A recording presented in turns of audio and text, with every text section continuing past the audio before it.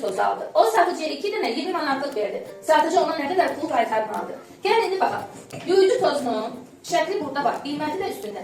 Bir yuyucu tozu neçəyədir? 6 manat. Əgər mən 4 kutu yuyucu tozu alaramsa, bu zaman neçə manat pul ödəməliyəm? Çünki 4 kutu alıram, hər birinin qiyməti də 6 manatdır, düzdürmü? Ona görə bizim hesabımız nə olacaq?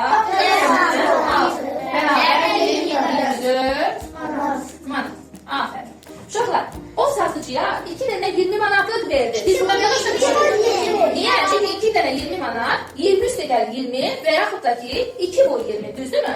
2 vur 20 bərabər neçə manat? Aferin. 40 manat. Yaxşı, aldığımız yuyucu tozunun qiyməti 24 manat elədir. Amma biz satıcıya vermişik 40 manat. Satıcı bizə nə verir? Aferin. 40 manat. 24 manat bərabər 16 manat. Deməli, nə qədər pul qaytarmalıdır?